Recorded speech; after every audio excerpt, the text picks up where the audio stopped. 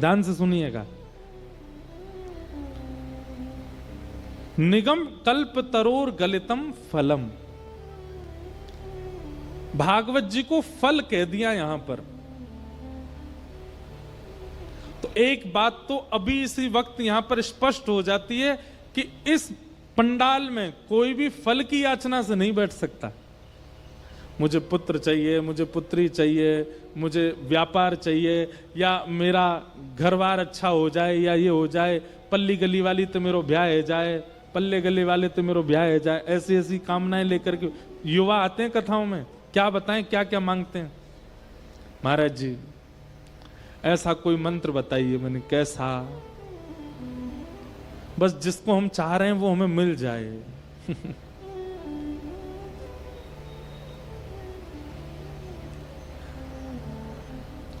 आज सुबह यूनिवर्सिटी गए थे, वहां पर भी एक ने पर्ची दे दी, बोले महाराज जी जब आप गाड़ी में जाओ तो इसको पढ़ लेना। और उसमें भी यही ऐसी कोई बात लिखी थी, वो तो नहीं बताऊंगा मैं। और फिर पीछे नंबर दे रखा था अपना, इस पर महाराज जी मैसेज कर देना हाँ या ना। ये कामना रूपी जो फल आपके चित्त में प्रकट होता है ना, उसके लिए दुनिया भर के मनोकामना पूर्ण हनुमान जी, मनोकामना पूर्ण देवी मैया, मनोकामना पूर्ण शंकर जी, मनोकामना पूर्ण ब्रह्मा जी, बहुत सारे देवी देवता विराज रहे हैं जो आपकी कामना पूरी कर सकते हैं। श्रीमद् भागवत की कथा में कामनाएं लेकर के मत बैठिए, क्योंकि भागवत से फल नहीं मिलेगा। श्रीमद् भागवत कथा सुनना भी एक फल है, ये फल ही है। निगम कल्पतरोर गलितम फलम। आपने जितनी परिक्रमाएं की, आपने जितने सत्कर्म किए, जितने नाम जप किए, जितना जो कुछ भी पुण्य अपने जीवन में किया, उसका फल मिल रहा है कि सुनाम में कथा आप सुन रहे हो। फल से फल नहीं मांगा जाता, फल से तो रस मांगा जाता है। फल से तो रस मांगा जाता है, फल से तो क्षुधा निवृत्ति मांगी जाती है, भूख की निवृत्ति मांगी जाती है। और तीसरी बात, फल से तो बीज मांगा जाता है, बीज जिससे अनेक फल उत्पन्न होने की सामर्थ्य प्रकट होती है। श्रीमद् भागवत जी फल हैं, श्रीमद् भागवत जी से फल मत मांगना।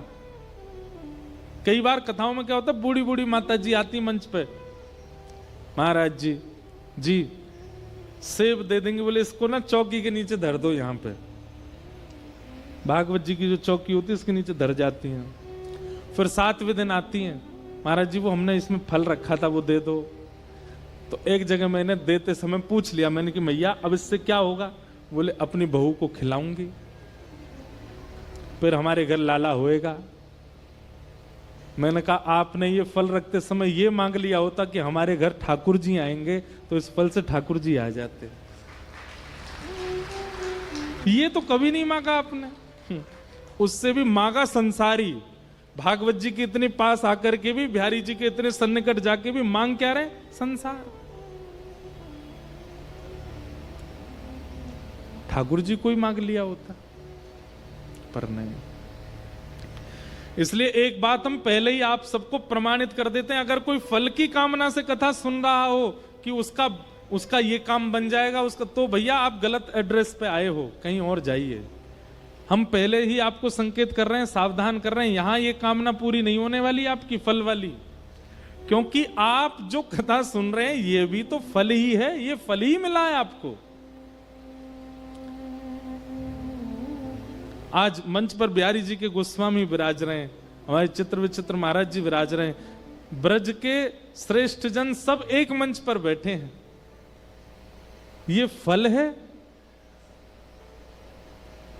या इससे फल मांगोगे? ये फल ही तो है, ये आपके पुण्य कर्म ही तो हैं कि एक साथ ब्रजमंडल के इतने वैष्णव जन एक स्थान पर एक साथ दर्शन दे रहे हैं।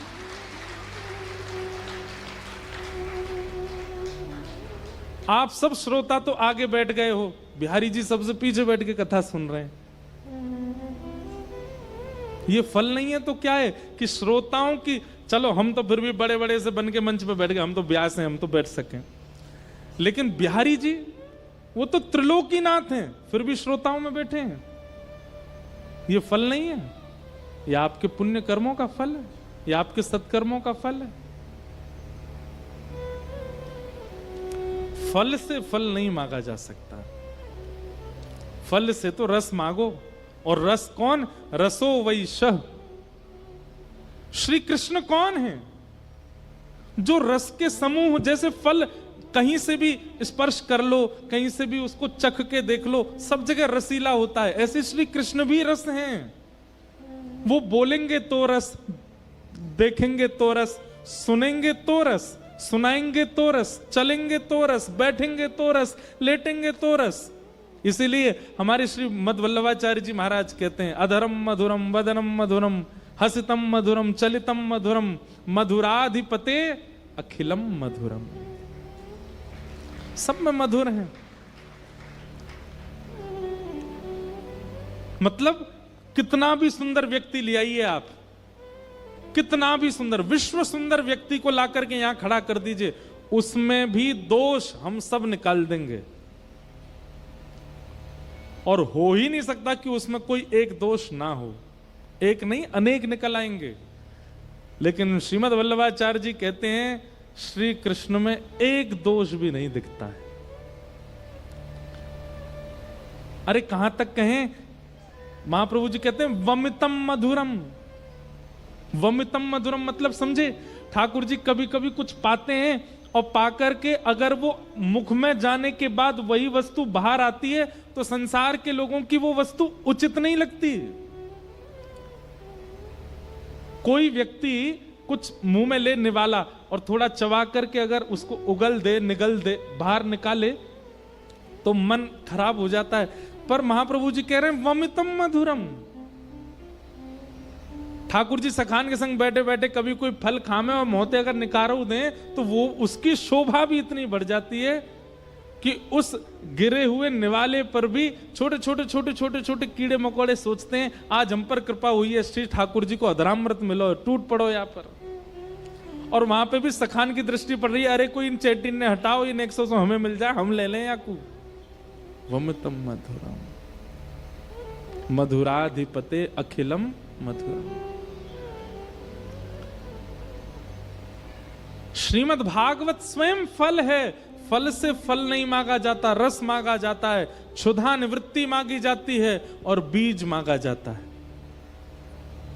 यहां तो रस की कामना से बैठी है। रस क्या है? प्रेम रस है। क्षुधा निवृत्ति, जो जिज्ञासा आपके चित्त में है वो जिज्ञासा पूर्ण होनी चाहिए इस कथा के माध्यम से। और तीसरा, बीज प्राप्त होना चाहिए। बीज प्राप्त मतलब हम तो भक्त हो गए, पर हमें ऐसी योग्यता मिले कि हम औरों को भी वैष्णव बना सकें, भक्त बना सकें, ठाकुर जी के बना सकें। ये बीज की प्राप्ति हो। निगम कल्पतरोर गलितम फलम सुख मुखाद्रमित द्रव्य संयुतम। दूसरी बात, श्रीमद् भागवत जी के बगल में सुखदेव जी बैठे हैं, आप सबको दर्शन हो रहे हैं, एक बार सब प्रणाम कर लो, बोलो सुखदेव जी महाराज की। श्री सुखदेव जी, आप सब सोचते तो होंगे कभी कभी तोता क्यों बैठते हैं मंच पर,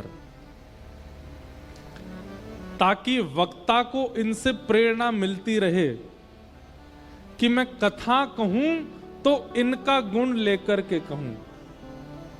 बहुत ध्यान से सुनिएगा। सुख में एक गुण होता है, तोते में एक गुण होता है, क्या? कि वो वृक्षों में सुंदर फल ढूंढ करके उसमें मुख लगा करके उसके रस को लेता है, और फल में यदि कहीं भी कसैलापन होता है तो तोते के मुख लग जाने से वो मीठा हो जाता है। और उस फल को यदि कोई ले जाता है तो वो भी बड़े चाव से उस रस को ले लेता है, खूब मीठा हो जाता है फल। वक्ता को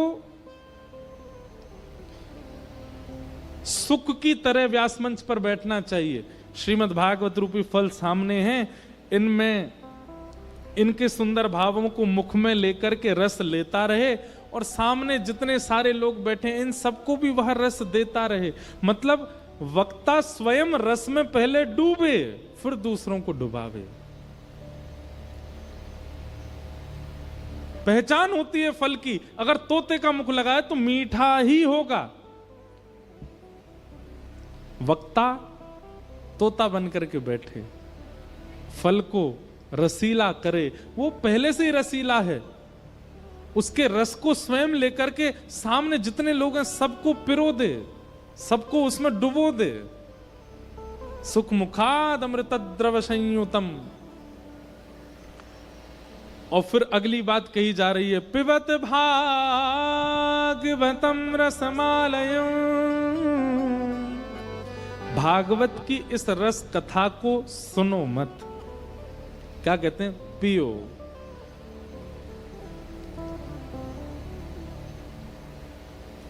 भागवत की कथा को पियो। पीने का मतलब क्या होता है? सुनी हुई बातें भूली जा सकती हैं, सुनी हुई बातें विस्मृत हो सकती हैं, पर पिया हुआ रस वो भीतर जाता है और असर दिखाता है। आप कथा सुनेंगे तो जैसे वैसे ही रहेंगे, लेकिन पिएंगे तो हर क्षण परिवर्तन होता रहेगा। पानी पीते हैं, सुनते नहीं हैं, और ज्यों ज्यों पानी पीते हैं त्यों त्यों शीतलता आती रहती है, प्यास बुझती रहती है, आप तृप्त होते रहते हो। दूध पीते हैं, पीते ही दूध में जितने भी पोषक तत्व होते हैं वो सब आपके भीतर जाकर के आपके शरीर को लगने लग जाते हैं। पीने वाली वस्तु जो होती है वो तुरंत असर करती है और तुरंत आपके शरीर में दिखने लगती है, लगने लगती है।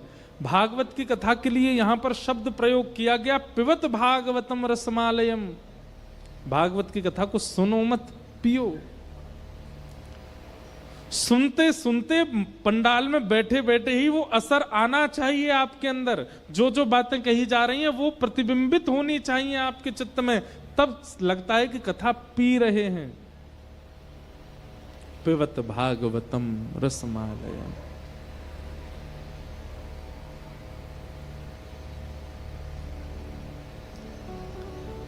मोहर हो रसिका भुवि भावुका। और कितना पिए? बोले निरंतर पीते रहो, मोहर हो, जब तक आपकी प्यास बुझ ना जाए, क्योंकि ये प्यास ऐसी है कभी बुझेगी भी नहीं, तब तक पीते ही रहो, पीते ही रहो, पीते ही रहो। कोई कहे कि मैंने तो भागवत की कथा सुनी है, मैंने तो एक कथा सुनी, दो कथा सुनी, चार कथा, आपने फिर सुनी नहीं, क्योंकि कथा सुनने के बाद भी इस संसार के व्यवहार में आप व्यवस्थित हो, इसका मतलब कथा सुनी नहीं है। कथा श्रवण के बाद तो स्थिति ऐसी हो जाएगी, फिर जित देखूं उतित श्याममयी है, जिसको देखोगे उसमें ठाकुर जी या कोई गुण दिखने लग जाएगा, सब स्थिति में प्रसन्न रहने लग जाओगे, कोई चिंता नहीं, कोई ममता नहीं, कोई किसी भी प्रकार का अन्य कोई व्यवहार चित्त में फिर टिक नहीं पाएगा, सब स्थिति में व्यवस्थित हो जाओगे। पिबत भागवतम रसमालयम। मोहर हो रसिका भुवि भावुका। पीते रहो। श्रीमद् भागवत में पृथु महाराज का चरित्र आता है। पृथु महाराज कहते हैं कि हे नाथ, कृपा करके मुझे सहस्त्र कान दे दो। ये 2 कान आपकी कथा सुनने के लिए बहुत कम है ठाकुर जी, इतने कान दे दो, रोम रोम में कान प्रकट कर दो, ताकि मैं आपकी इतनी कथा सुनूं, इतनी कथा सुनूं, बस सुनता रहूं।